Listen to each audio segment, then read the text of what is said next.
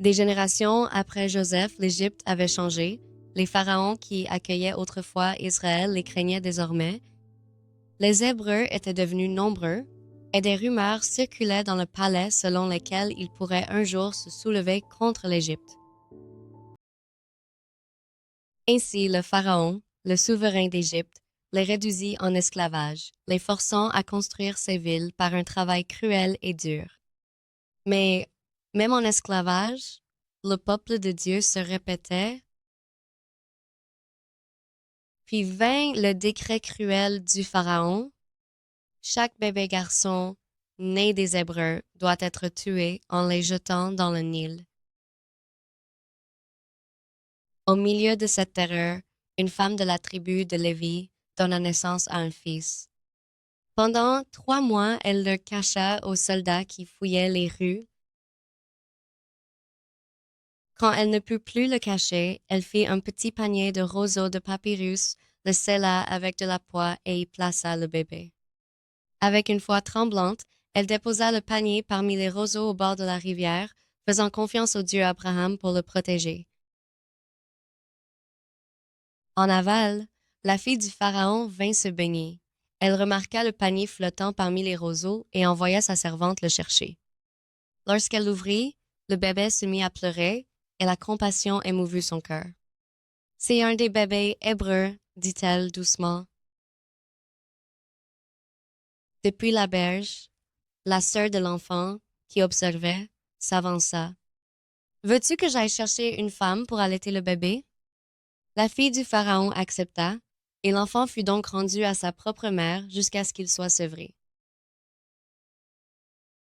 Lorsqu'il fut plus âgé, il fut amené à la fille du Pharaon, qui l'adopta et le nomma Moïse, parce que je l'ai sorti de l'eau. Moïse a grandi entouré du luxe et de l'érudition de l'Égypte. Il portait du lin fin, étudiait les sciences et les lois du grand royaume d'Égypte et parcourait les cours de marbre du palais des pharaons. Pourtant, au fond de lui, il savait qu'il était un Hébreu, un enfant de Dieu, qui avait promis la délivrance. Un jour, alors qu'il avait environ 40 ans, alors qu'il rendait visite à son peuple, les Hébreux, Moïse vit un contremaître égyptien frapper un esclave hébreu. La colère brûlait en lui, et regardant autour de lui et ne voyant personne à proximité, il frappa l'Égyptien, le tua et cacha son corps dans le sable. Le lendemain, il vit 2 Hébreux se battre. « Pourquoi attaques-tu ton propre frère? » demanda-t-il. Mais l'homme se retourna contre lui et dit, « Qui t'a fait souverain et juge sur nous? Tu vas me tuer comme tu as tué l'Égyptien? » Moses fut surpris d'avoir été démasqué, et lorsque le Pharaon apprit ce qui s'était passé, il ordonna que Moïse soit capturé et exécuté. Moïse n'eut donc pas le choix, il s'enfuit dans le désert, laissant derrière lui le monde de privilèges qu'il avait connu. Il erra vers l'est jusqu'à atteindre la terre de Madian. Épuisé, il s'assit près d'un puits. Bientôt, 7 jeunes femmes vinrent chercher de l'eau pour leur troupeau de moutons, mais un groupe de bergers rudes tenta de les chasser et de leur donner de l'eau avant les femmes. Mais Moïse défendit les femmes et fit attendre leur tour aux hommes, puis abreuva lui-même leurs brebis.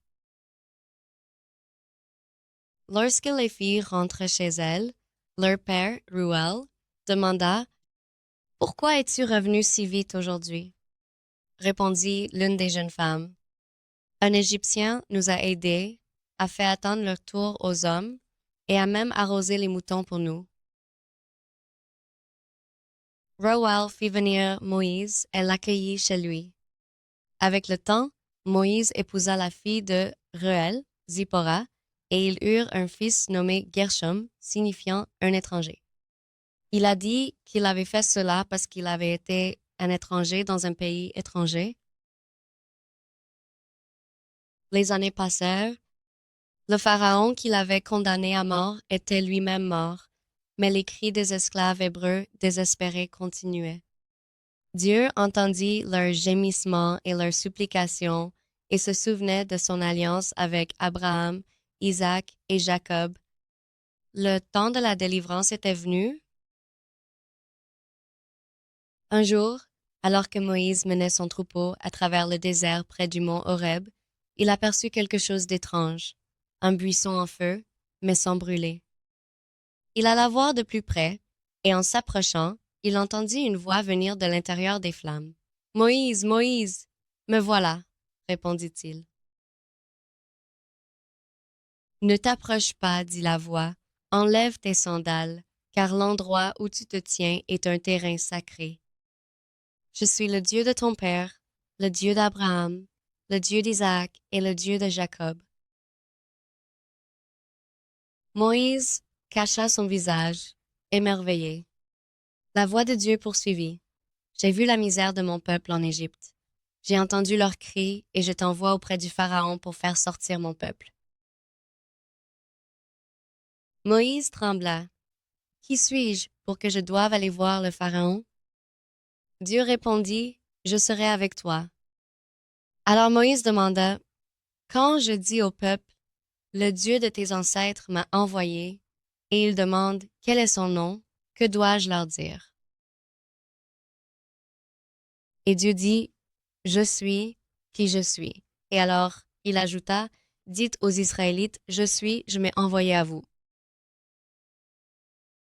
Obéissant à l'appel, Moïse prit le bâton de Dieu dans sa main et retourna en Égypte. Aaron, son frère, le rencontra dans le désert, et ensemble ils rassemblèrent les anciens d'Israël. Lorsque le peuple apprit que le Seigneur avait vu leur souffrance, ils s'inclinèrent et adorèrent le Seigneur leur Dieu. Puis Moïse et Aaron allèrent rencontrer le Pharaon et dirent, voici ce que dit le Seigneur, le Dieu d'Israël. Laisse mon peuple partir, afin qu'il puisse tenir un festival en ma honnête dans le désert. Pharaon rit, incrédule. Qui est le Seigneur pour que je doive lui obéir? Je ne connais pas le Seigneur, je n'en ai jamais entendu parler, et je ne laisserai pas Israël aller nulle part. Dans sa colère, il fit travailler encore plus dur les esclaves hébreux, ordonnant qu'ils récoltent leur propre paille pour fabriquer des briques, mais qu'ils produisent toujours le même nombre chaque jour. Et en conséquence, le peuple se retourna contre Moïse en colère et il cria à Dieu, Seigneur, pourquoi m'as-tu envoyé? Et Dieu répondit à Moïse, maintenant tu verras ce que je ferai au Pharaon. Par ma main forte, il te laissera partir. Encore et encore, Moïse se tenait devant le Pharaon, déclarant le commandement de Dieu. Et lorsque le Pharaon refusa, le Seigneur montra sa puissance par de puissants signes et jugements. Ainsi commença une série de 10 épidémies sans précédent dans le monde. Les eaux du Nil se sont transformées en sang, la terre grouillait de grenouilles, l'air était rempli de moucherons et de mouches, des furoncles couvraient la peau des Égyptiens, la grêle et le feu frappèrent les champs, et tout le bétail et les moutons furent tués, les sauterelles dévoraient les récoltes,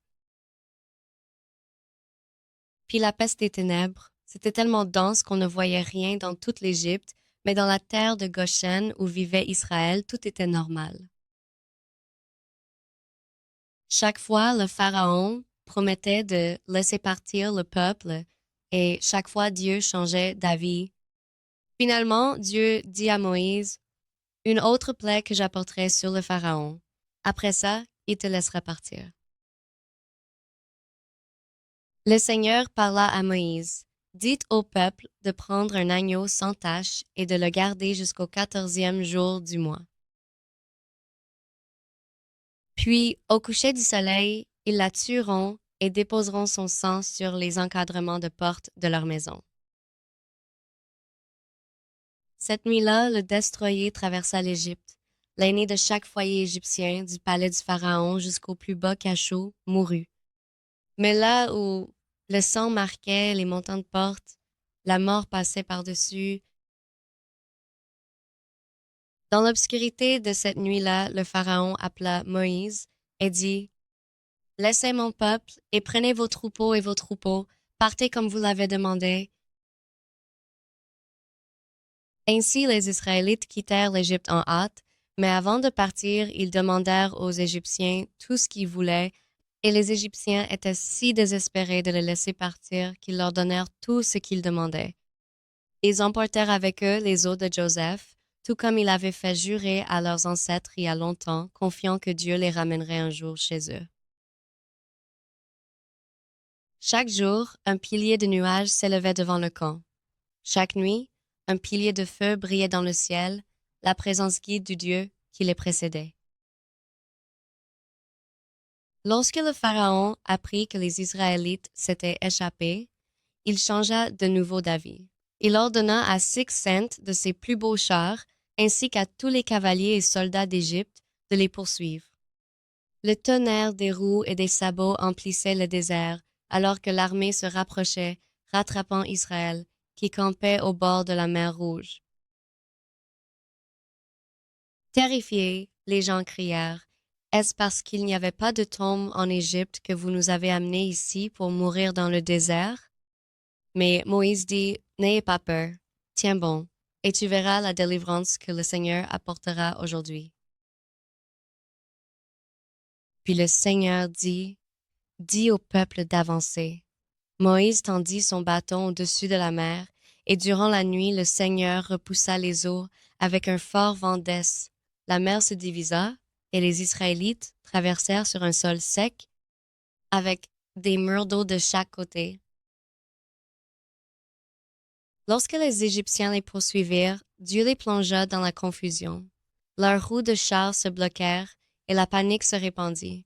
Puis Moïse tendit de nouveau la main, et les eaux revinrent, couvrant l'armée du Pharaon. Ils périrent tous en mer, et aucun ne survécut. Le peuple vit ce que le Seigneur avait fait, et resta émerveillé, et Moïse les mena en chant.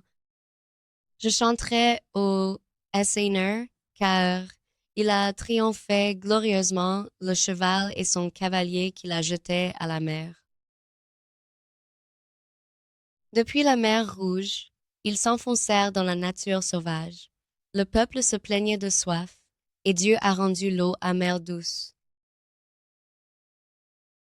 Quand ils avaient faim, il envoyait du pain du ciel, de fins éclats comme du givre sur le sol, et des cailles le soir. Quand ils eurent de nouveau soif, il dit à Moïse de parler au rocher, mais dans un moment de colère et de fatigue envers le peuple, Moïse frappa le rocher au lieu de lui parler comme Dieu l'avait ordonné. L'eau coulait encore pour le peuple, mais Moïse sut aussitôt qu'il avait déshonoré la sainteté de Dieu devant eux. Un seul acte de désobéissance l'empêcherait d'entrer dans la terre promise à l'avenir.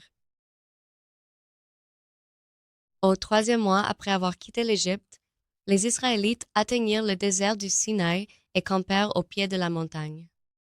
Là, le Seigneur dit à Moïse, Tu as vu ce que j'ai fait à l'Égypte et comment je t'ai porté sur des ailes d'aigle et t'ai amené à moi. Maintenant, si tu obéis à ma voix et que tu maintiens mon alliance, tu seras mon bien précieux. Puis, au milieu du tonnerre et des éclairs, Dieu descendit sur le mont Sinaï en feu. La montagne trembla, une trompette retentit, et Moïse grimpa dans le nuage qui la recouvrait. Là, Dieu lui donna les 10 commandements, son alliance pour un peuple racheté. Après 40 jours et 40 nuits sur la montagne, Moïse descendit, portant dans ses mains les tables de l'alliance.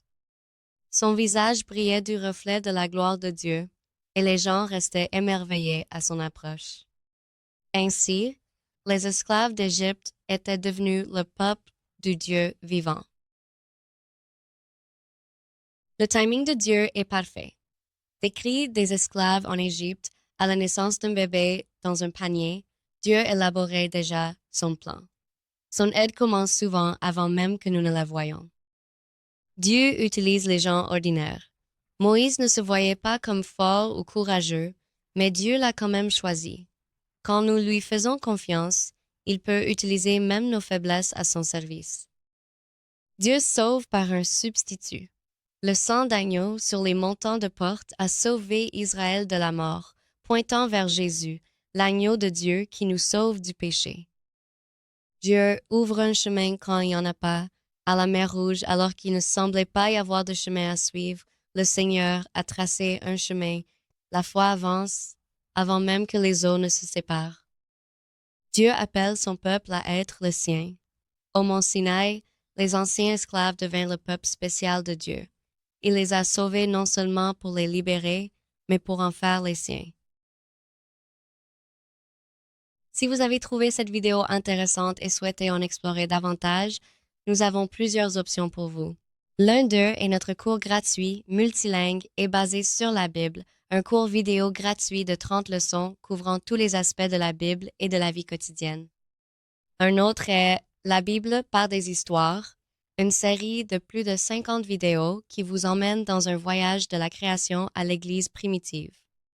Et si vous avez des questions sur les Écritures, il existe un système de chat multilingue sur le site où vous pouvez poser toutes les questions sur les questions scripturaires.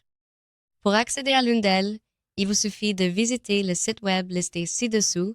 Si nous n'avons pas encore de vidéos ou de cours dans votre langue, veuillez nous envoyer un email à l'adresse indiquée en nous indiquant ce qui vous intéresse et votre langage, et nous ferons de notre mieux pour les créer pour vous.